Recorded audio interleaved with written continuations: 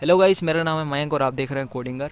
और आज के इस वीडियो में हम फिर से नोटिफिकेशन की सीरीज़ को थोड़ा सा और आगे बढ़ाएंगे। तो इस वीडियो में हम देखने वाले कि कैसे हम क्लाउड फंक्शन के थ्रू नोटिफिकेशन भेज सकते हैं।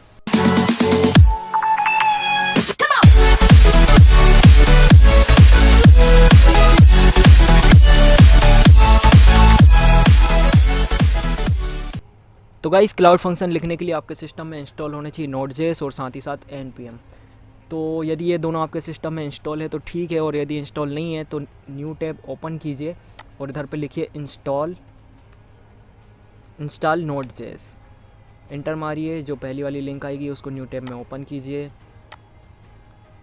फिर यहाँ पर डिफरेंट ऑपरेटिंग सिस्टम के हिसाब से डिफरेंट इंस्टॉलर अवेलेबल है। तो आप अपने ऑपरेटिंग सिस्टम को यहाँ से चूज़ करके उसके बाद अपना देख लीजिए कितना बिट का आपका ऑपरेटिंग सिस्टम है, 32 बिट है या फिर 64 बिट है। उसके हिसाब से इंस्टॉलर को डाउनलोड कीजिए और इंस्टॉलर को डाउनलोड करने के बाद वही जो आप ज़िंदगी भर से करते आ रहे हैं, सॉफ्टवेयर को इंस्टॉल करने के लिए नेक्स्ट की बटन को क्लिक कीजिएगा और ये इंस्टॉल हो जाएगा।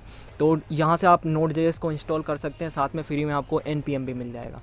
फिर जब ये दोनों आपके सिस्टम में इंस्टॉल हो जाएं तो उसके बाद खोलिएगा इधर पर cmd लिखकर कमांड प्रॉम्प्ट और इधर पर लिखिएगा फिर नोड।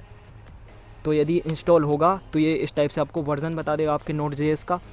और फिर इधर पे लिखिए .exit, तो ये Node.js से हम बाहर आ जाएंगे। फिर इधर पे लिखिए npm और फिर इंटर की बटन दबाइए। तो यदि इंटर की बटन दबाने पर ये आपको कुछ इस टाइप से कथा रामायण लिख के आ जाए सामने, तो समझ जाइएगा कि npm भी आपके सिस्टम में ऑलरेडी इंस्टॉल है। और यदि ऐसा नहीं आए तो मतलब फिर आपको कुछ करना पड़ेगा, मतलब ठीक है। तो जब दोनों चीज़ें आपके सिस्टम में इंस्टॉल हो जाएं, Node.js और npm, तो आप क्लाउड फंक्शन लिखने के लिए अब एलिजिबल हैं। फिर इसके बाद अपना फायरबेस का जो प्रोजेक्ट है उसको ओपन कीजिए और इधर पर जो फंक्शंस हैं इस वाले टैब को ओपन कीजिए।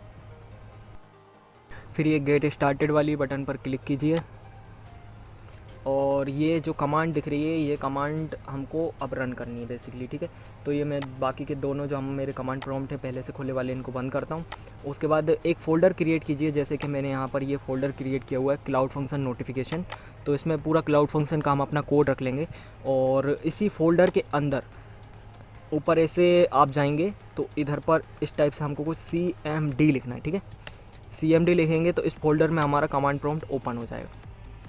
फिर इधर पर सबसे पहले लिखिए फायरबेस और लॉग इन। फिर इंटर की बटन पर प्रेस कीजिए।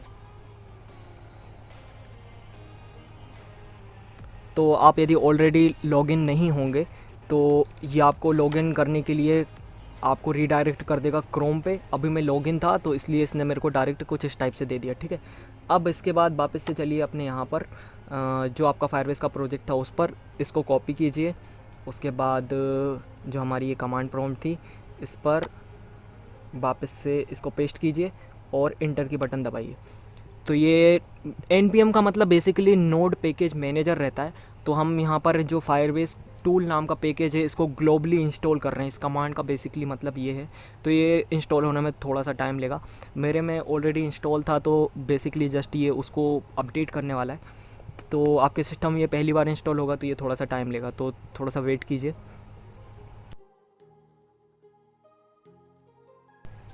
तो इसने अपना काम कर दिया। अब इसके बाद वापस से अपने प्रोजेक्ट पे चलिए, कंटिन्यू की बटन पर प्रेस कीजिए और उसके बाद हमको ये फायरबेस इनिट नाम की जो कमांड है इसको कॉपी करना है और वापस से अपने कमांड प्रॉम्प्ट में इसको पेस्ट करना है। तो ये हमसे कुछ क्वेश्चंस पूछेगा सबसे पहले। तो are you ready for proceed? जी हाँ, बिल्कुल हम रेडी हैं। तो बड़ा वाला वाई हमको यहाँ पर प्रेस करके इंटर की बटन पर क्लिक करना है। उसके बाद ये फिर से अब हमसे कुछ क्वेश्चन पूछेगा कि आप करना क्या चाह रहे हो। बेसिकली फायरबेस CLI के साथ आप करना क्या चाह रहे हो। तो हम क्या करना चाह रहे हैं, क्लाउड फंक्शन यूज़ करना चाह रहे हैं। तो आप जो आपके एरो वाली बटन से, उन एरो वाली बटन से ऊपर नीचे हो सकते हैं।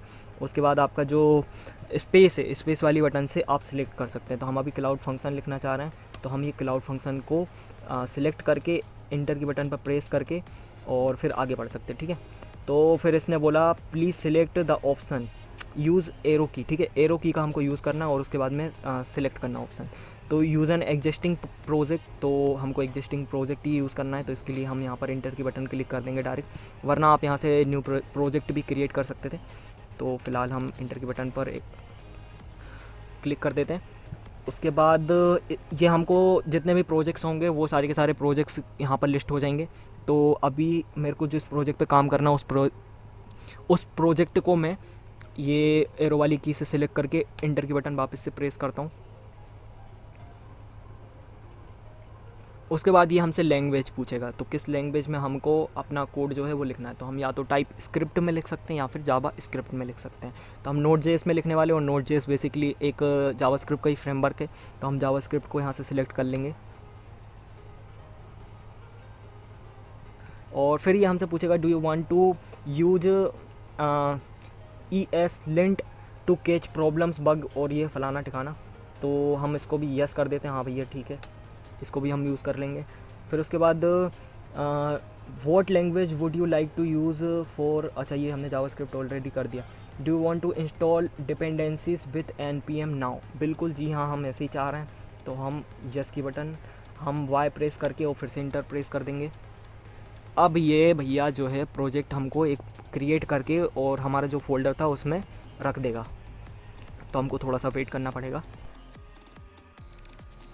तो इधर पर लिखा आया है फायरबेस इंस्टॉलेशन कंप्लीट, तो बस हमारा इंस्टॉलेशन कंप्लीट हो गया, बस काम ख़त्म। तो अभी CLI को हम कर देते हैं मिनिमाइज़। अब इसके बाद उस फोल्डर में जाइए जिस फोल्डर में आपने ये सब कुछ कार्यक्रम किया था, तो उधर पे आप देखिए फंक्शन नाम का एक फ़ोल्डर मिल जाएगा। उसके बाद फायरबेस और ये बहुत सारी फाइल्स आपको मिल जाएंगी, ठीक है। तो अब हम जो एडिटर यूज़ कर रहे हैं उस एडिटर का नाम है एटम। यदि आपके सिस्टम में ऑलरेडी इंस्टॉल नहीं है तो आप इसको इंस्टॉल कर सकते हैं, एकदम फ्री है, ये ओपन सोर्स है। तो क्रोम पे जाइए, जाके लिखिए एटम डाउनलोड और ऐसे करके डाउनलोड कर लीजिए। फिर नेक्स्ट बटन पर क्लिक करके आप इसको इस टाइप से कुछ डाउनलोड करके इंस्टॉल कर सकते हैं, ठीक है। फिर एटम में जाइए, फाइल पर जाकर ओपन फोल्डर, और फिर जिस भी फोल्डर में आपने अपना अभी क्लाउड फंक्शन वाला जो प्रोजेक्ट है वो बनाया हो, उस फोल्डर को बेसिकली हमको ओपन करना है। तो हमने बनाया था क्लाउड फंक्शन नोटिफिकेशन नाम से ये फ़ोल्डर, इसके अंदर अपना प्रोजेक्ट बनाया था, तो इसको मैं ओपन कर लेता हूँ। तो इस प्रोजेक्ट में देखिए एक फंक्शन नाम का फ़ोल्डर होगा, इस फंक्शन नाम के फ़ोल्डर के अंदर होगी एक index.js फाइल। तो इस index.js फाइल को ही हमको एडिट करना है। अब पूरे टाइम क्लाउड फंक्शन का कोड जितने भी टाइम हम लिखेंगे उसमें ये index.js फाइल ही जो है वो यूज़ होने वाली है। तो index.js में ये कमेंटेड पार्ट आपको जो लिखा आ रहा है ये बेसिकली उनकी साइड से ही लिख के भेजते हैं ये लोग हमको, तो इसकी हमको ज़रूरत नहीं है, तो इसको हम भगा देंगे। तो हम स्टार्ट कर रहे हैं क्लाउड फंक्शन का कोड लिखना, हम स्टार्ट कर रहे हैं। तो यदि से आपको Node.js आती तो बहुत अच्छी बात है, और यदि Node.js नहीं आती तो कोई भी घबराने वाली बात नहीं, हम एक एक चीज़ को एकदम अच्छे से देखेंगे, और इसमें ज़्यादा कुछ यूज़ होने भी नहीं वाला है, तो बहुत ईजी है, तो आपको बहुत अच्छे से समझ में आ जाएगा। यदि आप पहली बार भी Node.js देख रहे हैं तो भी जस्ट आपको बेसिक नॉलेज होना चाहिए एंड्रॉइड का, और आपको फंक्शन वगैरह कैसे लिखते हैं, वेरिएबल कैसे यूज़ करते हैं, बस उतना ही काफ़ी, ठीक है। तो सबसे ऊपर हमको इधर पे लिखना यूज़, उसके बाद स्ट्रिक्ट,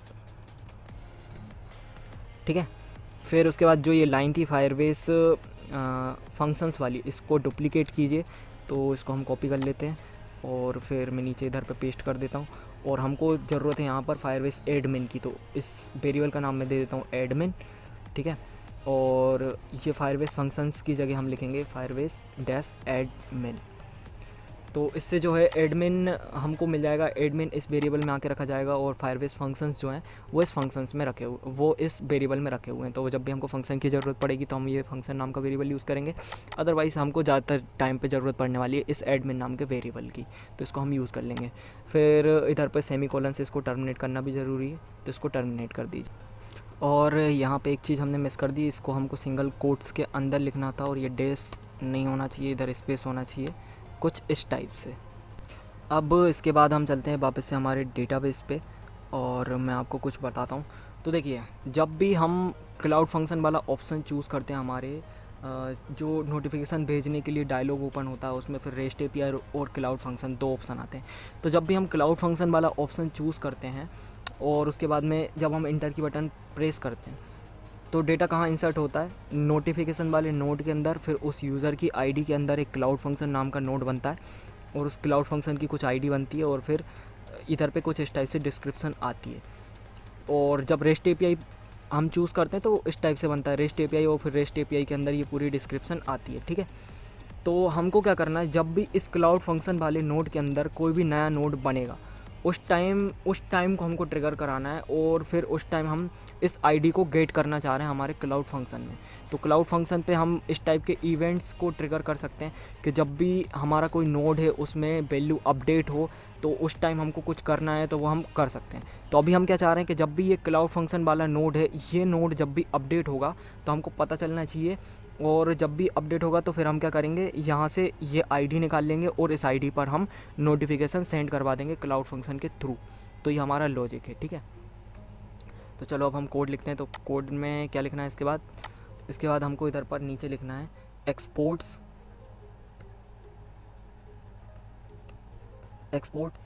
डॉट, इधर पे हमारे फंक्शन का नाम आता है, तो फंक्शन का नाम आपका जो मन करे वो दीजिएगा। मैं इधर पे दे रहा हूँ सेंड, इसके बाद इक्वल टू, और फिर हमें इधर पे ये जो फंक्शंस नाम का हमारा वेरिएबल है इसकी ज़रूरत है, तो इसको मैं कॉपी करूँगा, पेस्ट करूँगा। आप भी कॉपी पेस्ट कीजिएगा, क्योंकि ये एंड्रॉइड स्टूडियो नहीं है, ये सजेशन वजेशन देने नहीं वाला, रेड वेट भी नहीं होगा फालतू में। जब आप अपलोड करोगे क्लाउड फंक्शन को तब फिर ये एरर मारेगा। फिर इसके बाद इधर पे लिखिए डेटाबेस के बाद इधर पे लिखिए रेफरेंस। अब रेफरेंस के अंदर हमको सिंगल कोड के अंदर पाथ तक पहुंचाना है, जिस पाथ तक हम पहुंचना चाह रहे हैं। तो हम ये क्लाउड फंक्शन तक के पाथ तक पहुंचना चाह रहे हैं, तो हम क्या करेंगे, सबसे पहले इस नोटिफिकेशन को कॉपी करते हैं। तो ये नोटिफिकेशन को मैंने कॉपी किया, और सबसे पहले इस टाइप से स्लेस लगाइए, फिर ये नोटिफिकेशन लिखिए, फिर स्लेस लगाइए। फिर इसके बाद में देखिए क्या रहता है, इसके बाद में रहती है यूज़र की आईडी।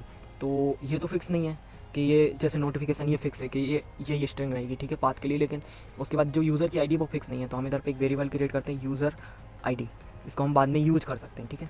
फिर यूज़र आईडी के बाद देखिए ये क्या है, क्लाउड फंक्शन यूज़र आईडी के बाद, तो इसको मैं कॉपी करता हूँ और यहाँ पे पेस्ट कर देता हूँ। फिर क्लाउड फंक्शन के बाद में क्या रहने वाला है, पुश आईडी रहेगी उस नोटिफिकेशन की। तो ये आप कुछ भी रख सकते हैं, वेरिएबल का नाम है बेसिकली। तो वेरिएबल का नाम हम कैसे लेते हैं, कुछ इस टाइप से लेते हैं, पुश आईडी। तो इसको कुछ इस टाइप से आपको पाथ लिखना है, ठीक है। अब पाथ लिखने के बाद में ये कुछ इस टाइप से दिखेगा। फिर इसको इंटर की बटन को प्रेस कीजिए, और इधर पर हम लिखेंगे डॉट ऑन क्रिएट, और ऑन क्रिएट के अंदर हमको कुछ कॉल बैक इस टाइप से पास करना है। तो इधर पर इक्वल टू और ये वाला साइन लगा के, ग्रेटर देन का साइन लगा के, और इस टाइप से इसको ओपन करके क्लोज कर लीजिए। और ऑन क्रिएट वाला जो फंक्शन है, इसमें हमको दो वेरिएबल्स पास करना है, सबसे पहले स्नैपशॉट का और दूसरा कॉन्टेक्स्ट का। तो ये दो वेरिएबल हमने पास कर दिए। तो ये फंक्शन हमारा बन के रेडी हो गया, जो बेसिकली सेंड करेगा, नोटिफिकेशन को सेंड करने के लिए यूज़ होगा। तो देखिए ये जो रेफरेंस है, ये रेफरेंस बेसिकली हमने इस आईडी तक पहुंचने के लिए लिखा हुआ है।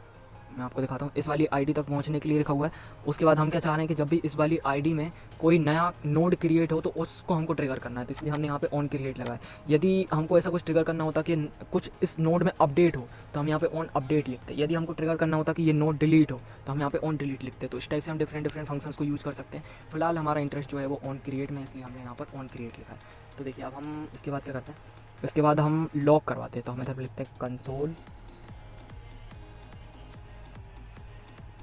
डॉट लॉग, और लॉग में सबसे पहले इधर पे कुछ लॉग देते हैं, तो मैं इसको माई लॉग लिख देता हूँ, और फिर कॉमा लगा के फिर इधर स्ट्रिंग में हम कुछ भी लिख सकते हैं। तो देखिए हमको 3-4 चीज़ों की ज़रूरत है यहाँ पर, सबसे पहले टाइटल की, फिर डिस्क्रिप्शन की, फिर टाइटल डिस्क्रिप्शन के बाद सेंडर की आईडी और रिसीवर की आईडी की। तो इन 4 चीज़ों की ज़रूरत है। तो सबसे पहले टाइटल देखते हैं हम कैसे निकलेगा। तो टाइटल हम कैसे निकाल सकते हैं, तो टाइटल जो हम है वो हमको मिलने वाला है स्नैपशॉट के अंदर, जो हमारा ये स्नैपशॉट है इसके अंदर मिलने वाला है। तो देखिए स्नैपशॉट, और स्नैपशॉट से कोई भी हमको वैल्यू निकालना है, तो उसके लिए हमको वैल्यू नाम का फंक्शन यूज़ करना पड़ेगा। उसके बाद फिर स्नैपशॉट के अंदर ये सब कुछ आने वाला है। तो जैसे टाइटल हमको निकालना है, तो टाइटल की जो की है उस की हमको ज़रूरत पड़ेगी। तो इसको मैं कॉपी करता हूँ और यहाँ पर हम इसको पेस्ट कर देते हैं, ठीक है। तो स्नैपशॉट से बेसिकली हम यहाँ तक पहुँच गए थे, और फिर कोई भी हमको वैल्यू निकालना है तो वैल्यू और डॉट करके उसकी का हमको नाम लिखना पड़ेगा, और वो हमारे पास में आ जाएगी। अब इतने को मैं कॉपी करता हूँ, और इधर पर हम लगाते हैं प्लस का सिम्बॉल, और मैं इधर पेस्ट कर देता हूँ इसको। टैब दबाना पड़ेगा मुझे, एंड्रॉयड स्टूडियो की याद आ रही है। अब इधर पे लिखते हैं डिस्क्रिप्शन। तो डिस्क्रिप्शन, और डिस्क्रिप्शन को भी मैं कॉपी कर लेता हूँ, गलती की कोई सारी संभावनाएं हम मिटा देंगे और यहाँ पे पेस्ट कर देते हैं। फिर से प्लस का सिंबल और फिर से पेस्ट। क्या पेस्ट हो गया, इसको पेस्ट करते हैं। तो ये पेस्ट, ठीक है। इस बार हमको जो है रिसीवर की आईडी चाहिए। तो देखिए ये जो आईडी है ये है सेंडर की आईडी जो नोटिफिकेशन सेंड कर रहा है, और ये आईडी के अंदर जो आईडी रखी है वो किसकी आईडी है, वो रिसीवर की आईडी है। तो रिसीवर की आईडी कैसे मिलेगी, रिसीवर आईडी कॉलन और इधर पर हमको लिखना रहेगा आईडी, तो इससे हमको रिसीवर की आईडी मिल जाएगी। अब इसके बाद फिर लास्ट चीज़ रह गई सेंडर की आईडी, तो इधर हम लिखेंगे सेंडर आईडी कॉलन, और सेंडर की आईडी हमको कैसे मिलेगी, उसके लिए हमको ये कॉन्टेक्स्ट का यूज़ करना पड़ेगा। तो कॉन्टेक्स्ट डॉट पेराम्स डॉट, फिर हमने जो ये वेरिएबल्स बनाए थे उन वेरिएबल्स को हम यूज़ कर सकते हैं। तो जैसे ये यूज़र आईडी है, तो इस यूज़र आईडी को हमको यहाँ पे एस करके लिखना रहेगा, हमारा काम हो जाएगा। ऐसे हम ये पोस्ट आईडी भी निकाल सकते हैं, बट इसकी हमको अभी कोई ज़रूरत नहीं है, तो इसको हम ऐसे ही रहने देंगे। उसके बाद इस कंसोल डॉट लॉग को हमको रिटर्न कराना पड़ेगा बेसिकली, क्योंकि ये जो फंक्शन है इसको कुछ ना कुछ प्रोमिस रिटर्न करना है, या यदि ये रिटर्न नहीं करेगा तो फिर हमको एरर आएगी, इसलिए हम इधर पे लिखते हैं रिटर्न। तो अब सब कुछ ठीक है, हम इस क्लाउड फंक्शन को ऊपर हमारे फायरबेस के प्रोजेक्ट में अपलोड करके देख सकते हैं कि ये लॉग में क्या आ रहा है। और इससे पहले एक बार अच्छे से चेक कर लीजिएगा कि कुछ प्रॉब्लम ना हो। तो मुझे यहाँ पे एक प्रॉब्लम ये दिख गई है कि ये डेटाबेस की स्पेलिंग गलत थी। अब इसको कंट्रोल एस से सेव कीजिए, उसके बाद वापस से अपना कोई कमांड प्रॉम्प्ट खोलिए जिस कमांड प्रॉम्प्ट पर लास्ट टाइम हम काम कर रहे थे, और ये कमांड लिखिए जो मैंने अभी पेस्ट की है। फिर एंटर के बटन पर क्लिक कीजिए और फिर अब थोड़ा सा वेट कीजिए, तो ये हमारा जो क्लाउड फंक्शन है ये ऊपर अपलोड हो जाएगा।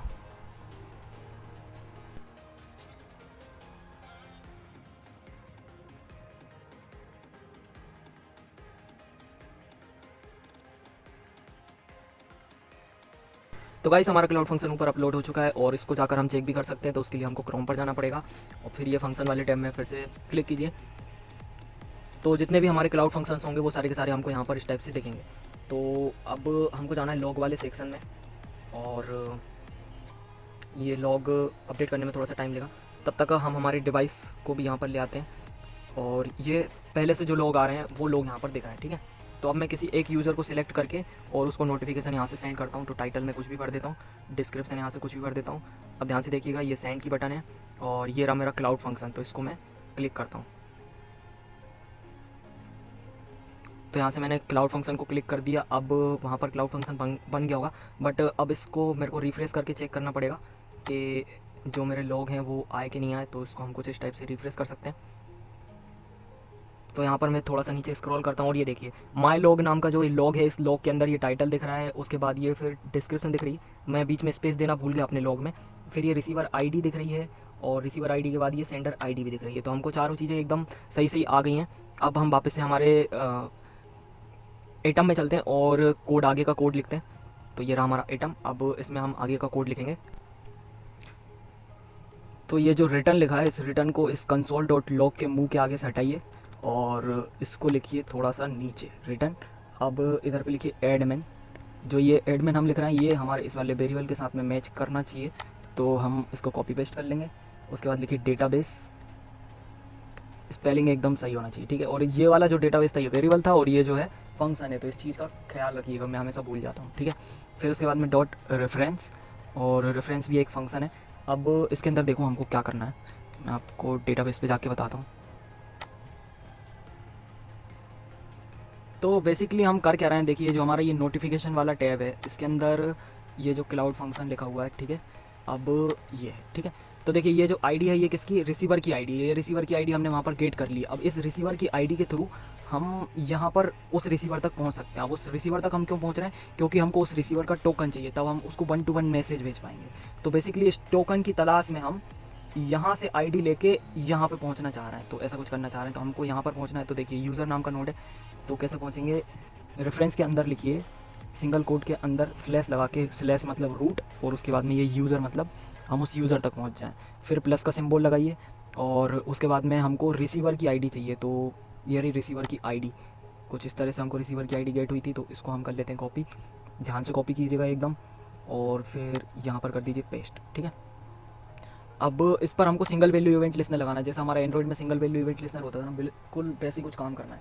तो वो हम कैसे कर सकते हैं, उसके लिए हमको इधर पर लिखना पड़ेगा डॉट वंस, और वंस के अंदर लिखिए सिंगल कोट के अंदर वैल्यू, उसके बाद डॉट लगाइए फिर लिखिए देन, और देन के अंदर हमको एक फंक्शन पास करना है। तो फंक्शन हम कैसे पास कर सकते हैं, इधर पे लिखिए फंक्शन में एक पैरामीटर बनाइए। तो पैरामीटर कैसे बनेगा, इस टाइप से कुछ, इसका नाम रख दीजिए स्नैपशॉट। तो ये मैंने कॉपी पेस्ट कर दिया स्नैपशॉट के बाद अब इसको ओपन करके क्लोज कर दीजिए, ठीक है। लास्ट में लगा दीजिए सेमीकोलन। तो ये कुछ हमारा जैसा सिंगल वैल्यू इवेंट लिस्टनर होता था ना, कुछ उसी टाइप से काम करेगा। स्नैपशॉट के अंदर हमको जो वैल्यूज़ होंगी वो सारी की सारी वैल्यू रिसीव हो जाएंगी, ठीक है। अब हमको बनाना है पेलोड और फिर नोटिफिकेशन सेंड करना है। तो पेलोड बनाने की इधर पे लिखिए कांस्टेंट, तो कुछ इस टाइप से कांस्टेंट लिखिए, और ओह यहाँ पर ये काम नहीं करता। तो कांस्टेंट इसका नाम रख दीजिए पेलोड, और इक्वल टू, तो पेलोड किस टाइप से बनाना है मैं आपको बता देता हूँ। तो जैसा कि हम हमारे पोस्टमैन में भेजते थे वो पेलोड आपको याद होगा, तो मैं इसको कॉपी करता हूँ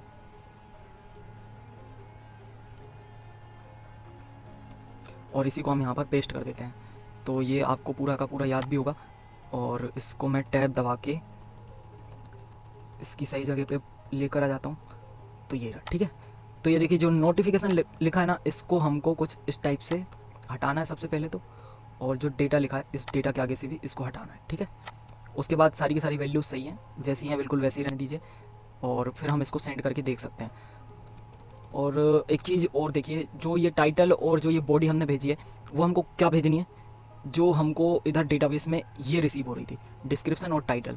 तो ये भी हमने निकलवा कर रखे हुए हैं, तो इनको हम चेंज कर देते हैं। तो देखो टाइटल कहाँ निकाला था, टाइटल ये निकाला था snapshot dot value dot title, ये हमारा टाइटल है। तो डबल कोट्स हटा के फिर इसको पेस्ट कीजिए, क्योंकि ये वेरिएबल का नाम है, ठीक है, ध्यान से कीजिएगा। उसके बाद डिस्क्रिप्शन, तो ये रही डिस्क्रिप्शन। तो बॉडी में हम ये डिस्क्रिप्शन पास कर देते हैं। तो ये बॉडी में डिस्क्रिप्शन पास कर दी। उसके बाद सेम टू सेम डेटा के लिए भी कर देते हैं। तो ये रहा, और फिर ये रहा। इमेज को सेम रखते हैं जैसी है वैसी, क्लिक एक्शन को सेम रखते हैं, टेक्स्ट को भी हम सेम रखते हैं, और की 1 की 2 को भी सेम रखते हैं। और फिर ये हमारा पेलोड बन के अब तैयार है, ठीक है। तो ये कहाँ पर क्लोज़ हो रहा है, ये यहाँ पर क्लोज़ हो रहा है पेलोड। अब इसके नीचे हमको जस्ट नोटिफिकेशन को सेंड करना है। तो नोटिफिकेशन को सेंड करने का कोड किस टाइप से है, ओके। तो नोटिफिकेशन सेंड करने के लिए, अरे एक मिनट, ये जो डिस्क्रिप्शन लिखा है इसको हमको टाइटल करना है। तो ये रहा टाइटल, और इसको हम कर देते हैं टाइटल कुछ इस टाइप से, और कहीं कुछ गलती तो नहीं हो गई, ओके। ये जो फंक्शन है ये फंक्शन में भी कैश नहीं आएगा, फंक्शन है, ठीक है। चलो अब हम लिखते हैं हमारा नोटिफिकेशन भेजने वाला कोड। तो पेलोड कहाँ एंड हो रहा है वो देख लेते हैं।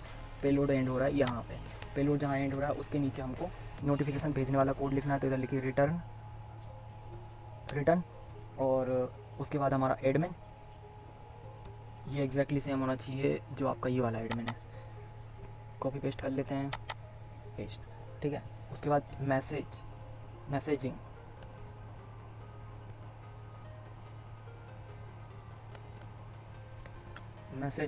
उसके बाद लिखना है सेंड टू डिवाइस।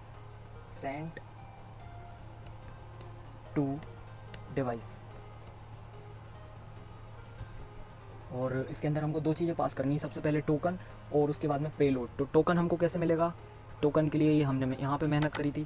तो इधर पे हमको लिखना है स्नैपशॉट, या इसका नाम चेंज करके कुछ और कर देते हैं, स्नैप कर देते हैं, ठीक है, क्योंकि एक स्नैपशॉट ऊपर भी है, फिर वो बाद में दिक्कत करेगा फालतू में। तो ठीक है, वैसे दिक्कत नहीं भी करता, चलो ठीक है। अब हमने स्नैप ले लिया तो ठीक है। डॉट वेल और डॉट टोकन, तो इतने से हमको उस पर्टिकुलर यूज़र का टोकन मिल जाएगा। अब भेजना इधर पेलोड, तो पेलोड कैसे भेजेंगे, इस पेलोड को कॉपी करो, पेस्ट कर दो, पेलोड भेज दिया। अब इसके बाद लिखो डॉट देन, और देन के अंदर एक हमको कॉल बैक भेजना है। तो वो कैसे भेजेंगे, रिज़ल्ट, और फिर ये फंक्शन को ओपन करके क्लोज करो, सेमीकोलन लगाओ, बस ख़त्म काम, ठीक है। अब इधर पर एक कंसोल लॉग लगा लेते हैं ताकि पता चले नोटिफिकेशन सेंड हो चुका है। तो इधर पे लिखिए रिटर्न कंसोल कंसोल वाला भी हम कॉपी कर लेते, कार को लिखना फालतू में। तो ये रहा कंसोल डॉट लॉग, माइलॉग में लिखते हैं इसको भी, और ये पेस्ट, ठीक है। यहाँ पे इसको टर्मिनेट कर देते हैं और इधर लिख देते हैं नोटिफिकेशन सेंड। ओके, तो एक बार क्रॉस चेक कर लेते हैं कुछ रहता नहीं क्या। तो सबसे पहली प्रॉब्लम तो मुझे यहीं दिख गई, इधर होना चाहिए था सेंड टू डिवाइस। इसके बाद हमने इधर पे अपना ऐप इनिशलाइज नहीं किया, तो ऐप इनिशलाइज कुछ इस टाइप से हम कर सकते हैं, एडमिन डॉट इनिशलाइज ऐप से। चलो कंट्रोल एस दबा के वापस से चलते हैं हमारे कमांड प्रॉम्प्ट पे और वापस से वही वाली कमांड को फिर से एग्जीक्यूट करते हैं। तो अब ये थोड़ा सा टाइम लेगी अपलोड होने में। तो गाइस हमारा ये क्लाउड फंक्शन सक्सेसफुली अपलोड हो चुका है। तो हम चलते हैं वापस से हमारे क्लाउड फंक्शन पे। तो उसके लिए हमको जाना पड़ेगा फायरबेस पर, और इधर पर इस वाली साइड ही हमारे क्लाउड फंक्शंस के लोग आ रहे हैं। चलो तो ठीक है, अब मैं इसको 2 डिवाइसेस में दिखाता हूँ आपको। तो ये रहा हमारा पहला डिवाइस और ये रहा हमारा सेकंड वाला डिवाइस, ठीक है। तो ये है हमारा एप्लीकेशन, और इस वाले एप्लीकेशन में जो ये पहला वाला डिवाइस आपको दिख रहा है, इस वाले में मैं लॉगिन किससे हूँ, तो इसमें मैं लॉगिन हूँ मयंक वाले यूज़र से, ठीक है। चलो वापस से इसको वहीं पे पहुँचाते हैं। और इस वाले डिवाइस में इस वाले यूज़र में भी मैं मयंक नाम से ही लॉगिन हूँ, लेकिन दोनों में फ़ोटो अलग अलग है, तो अपन समझ लेंगे, ठीक है ना। चलो वापस से इधर पे आ जाओ। अब ये वाला जो डिवाइस है, ये वाला है ना जिस पे मेरा कर्सर है, इससे मैं ये बगल वाला जो डिवाइस है इस पर भेजता हूँ नोटिफिकेशन। तो टाइटल में अपन भर देते हैं कुछ भी टाइटल,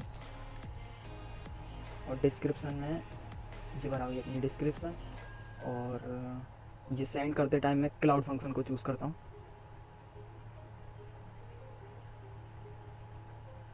और नोटिफिकेशन आ चुका है, चारों तरफ खुशहाली खुशहाली, ये देख लो, इमेज भी आ गई, नोटिफिकेशन भी आ गया, टेक्स्ट भी आ गया, सब कुछ आ गया, है ना। तो जैसा हम सोच रहे थे बिल्कुल वैसे ही आया। अब एक काम करते हैं, इस वाले पर भी भेज के देखते हैं, ठीक है। तो भैया किससे लॉगिन थे हम, इसको भेजना हमको, है ना। तो ये रहा टाइटल में हम कुछ भी भर देते हैं, डिस्क्रिप्शन में फिर से कुछ भी भर देते हैं, और ये सेंड के बटन पर क्लाउड मैसेजिंग चूज़ करके हमने सेंड किया, नोटिफिकेशन सेंड हो चुका है, और यहाँ पर रिसीव भी हो चुका है, ये देख लो। तो ये नोटिफिकेशन बिल्कुल एकदम बाकायदा आ रही है, जैसे इसको आना चाहिए, बिल्कुल वैसे ही। तो ये एज एक्सपेक्टेड काम कर रहा है। तो इस वीडियो में हमने देखा कि कैसे हम device to device notification cloud messaging के थ्रू, मतलब क्लाउड फंक्शन के थ्रू कैसे भेज सकते हैं, ठीक है। और साथ ही साथ आपको एक चीज़ और बता देता हूँ, ये देखो यहाँ पर जो लॉग है ना, वो लॉग भी रिसीव हो रहे होंगे, जैसे कि ये रहा माई लॉग, टाइटल वाइटल फलाना ठिकाना, और एक और ये माई लॉग और जो सेंड। तो हमने जो 2 लॉग लगाए थे वो 2 लॉग भी यहाँ पर आ रहे हैं, यहाँ पर टाइम भी रहता है। तो आप टाइम के हिसाब से भी इसको वॉच कर सकते हैं कि कब हमने भेजा था हमारा नोटिफिकेशन, और कोई एरर वेरर होगी तो वो एरर भी आपको यहीं पर दिख जाएगी, ठीक है। और यहाँ से आप इसको पुश या फिर लाइव जा सकते हैं, या फिर इसको पुश कर सकते हैं। तो लॉग यहाँ से पुश या फिर आप लाइव कर सकते हैं, और जितने भी नए लोग होंगे वो सारे के सारे आपको नीचे दिखाई देंगे। तो ऐसे स्क्रॉल करके सबसे नीचे आ जाया करिए, और उसके बाद देख लीजिएगा, ठीक है ना। So again thank you very much guys, इस वीडियो को लास्ट तक देखने के लिए। वीडियो आपको पसंद आया तो लाइक की बटन दबाइए, और इस वीडियो से रिलेटेड कोई डाउट है तो आप नीचे कमेंट सेक्शन में पूछ सकते हैं।